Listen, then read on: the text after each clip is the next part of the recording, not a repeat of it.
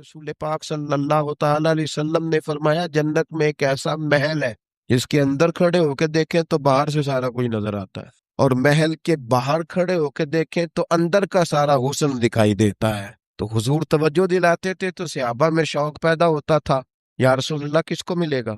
ویسے ہی دنیا میں بھی بندہ کو اچھا گھر دیکھتا ہے تو کہتا ہے یار کتنا اچھا نقشہ ہے، کس خوبصورتی سے بنایا، اور جب حضور ذکر کریں اور جنت کے محل کا ذکر کریں، شوق صحابہ کا توانا ہوتا تھا۔ عرض کی یا رسول اللہ صلی اللہ علیہ وسلم کس کو ملے گا؟ تو نبی پاک نے 4 باتیں بیان فرمایا۔ ایک وہ بندہ جو اچھی بات کرے، وقولوا للناس حسنا، لوگوں سے اچھی بات کہے، وہ ہمیشہ معاشرے میں بری خبریں ہی دینے کا عادی نہ ہو، لوگوں کی عیب جوئی ہی اس کا مزاج نہ ہو، اچھی بات کرے۔ اور دوسرا رسول پاک نے فرمایا کھانا کھلائے، اہل ایمان کی دعوتیں کرے، اور تیسرا فرمایا کثرت سے روزہ رکھے، اور چوتھا فرمایا جب لوگ نیند کے مزے لے رہے ہو نا تو یہ اٹھ کر اپنے رب کی عبادت کرے۔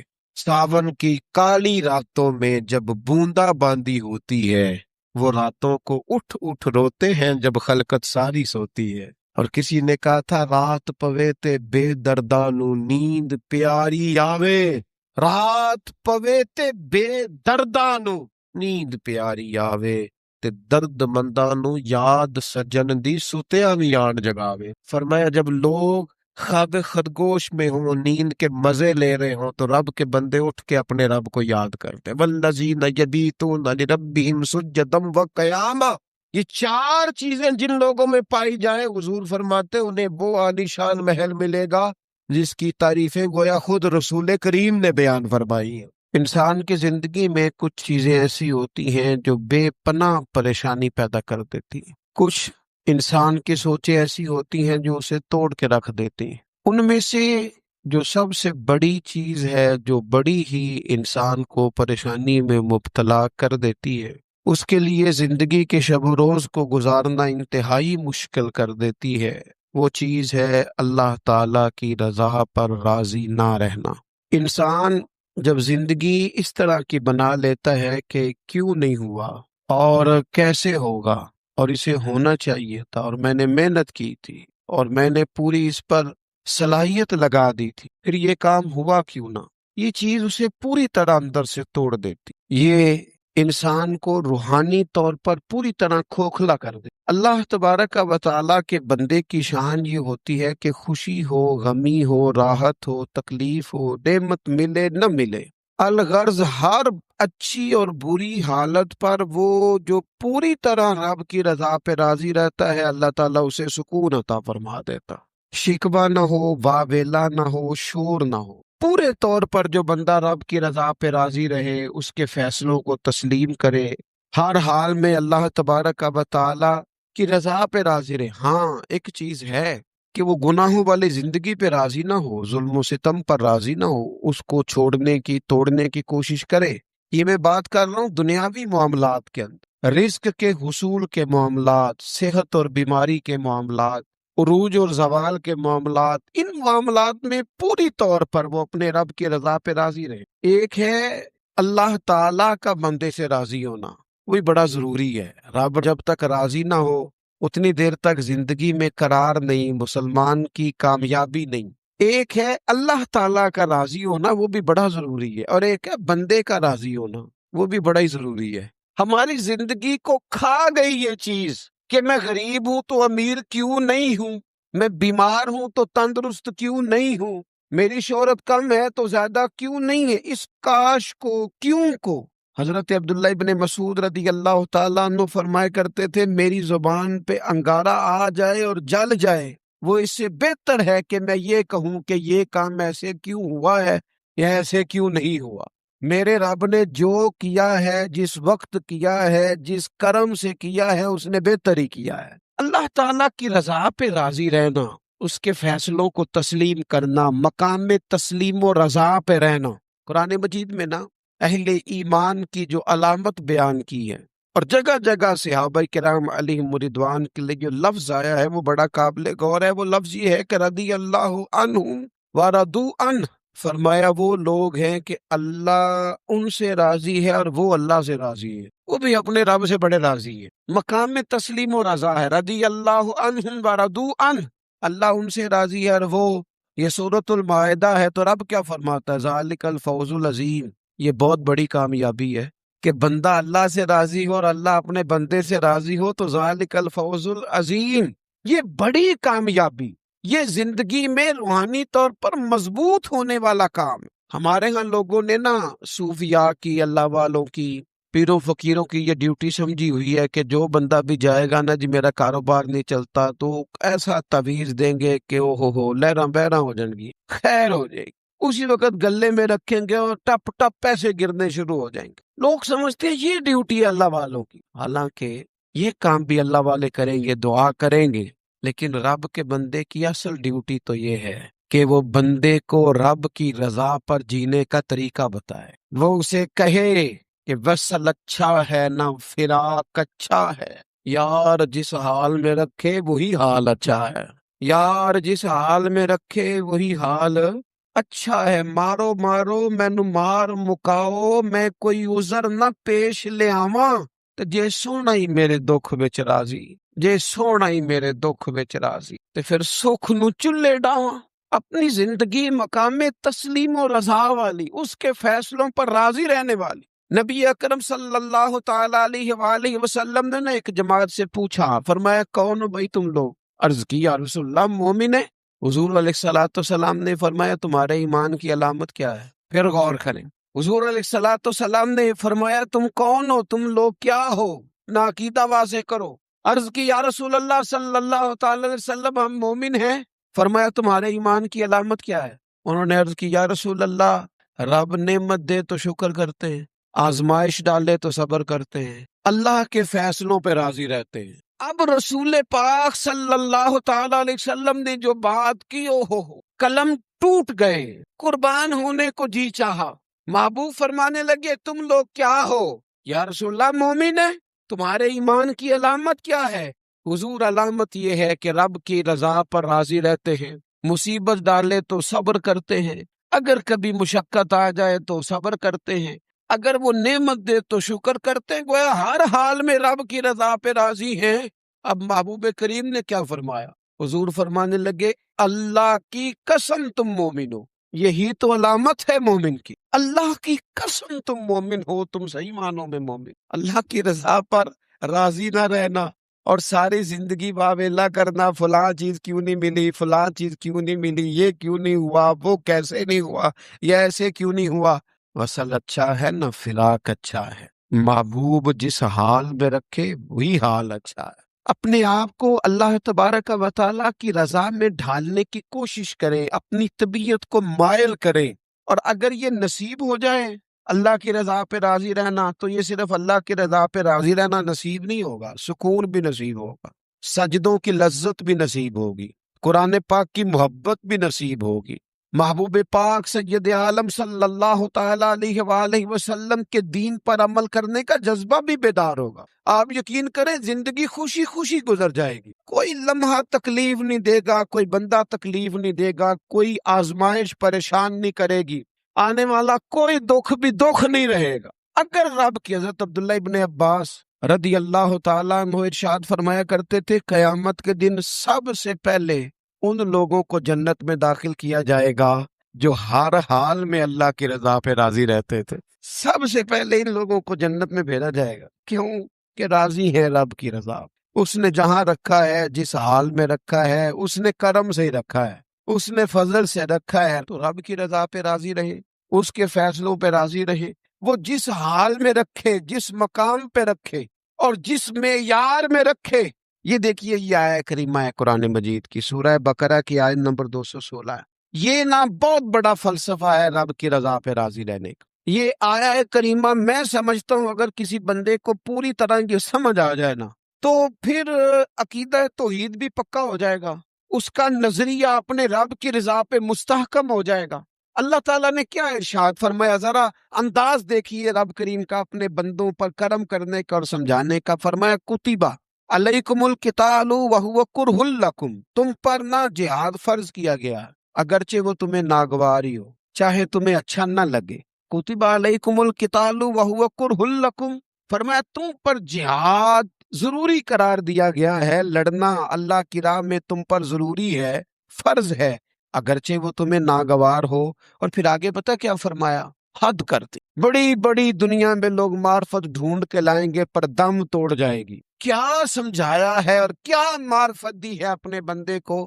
اللہ کریم نے ارشاد فرمایا وَعَسَىٰ أَن تَكْرَهُوا شَيْئًا، فرمایا قریب ہے کہ کوئی بات تمہیں بری لگے، وَهُوَ خَيْرٌ لَكُمْ، اور وہی تمہارے لیے بہتر ہو.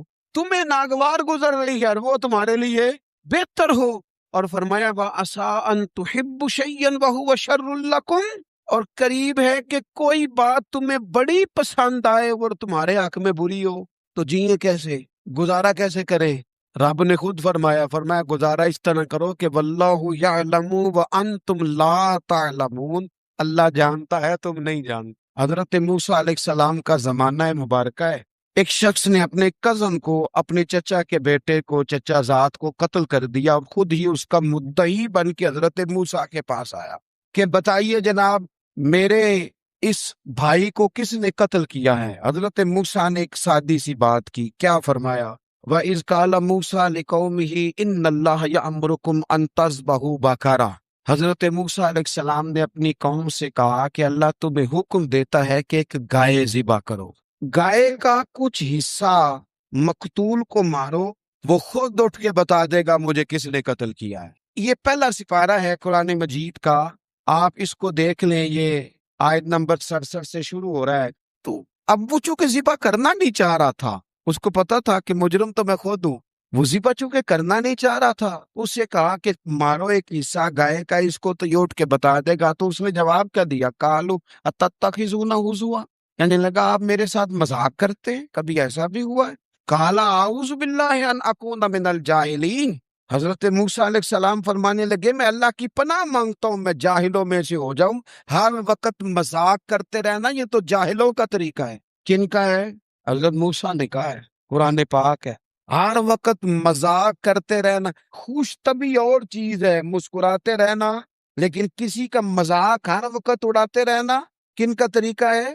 جاہلوں کا. جب کہا نہیں ذبح کرنی ہے تو آپ ذرا دیکھیے کرنا نہیں نہ چاہ رہے. قالوا ادع لنا ربک یبین لنا ما ہی، کہنے لگے اے موسیٰ پھر آپ نہ رب سے دعا کریں کہ وہ ذرا کھول کے بتائے وہ گائے کس طرح کی ہو. ارادہ نہیں نہ ذبح کرنے کا، آپ دعا کریں. قال انہ یقول انہا بقرۃ لا فارض ولا بکر، فرمایا کہ رب کہتا ہے وہ گائے نہ بوڑھی ہو نہ زیادہ بچیا ہو، عوان بین ذالک، ان کے درمیان ہو، یعنی جوان گائے ہو.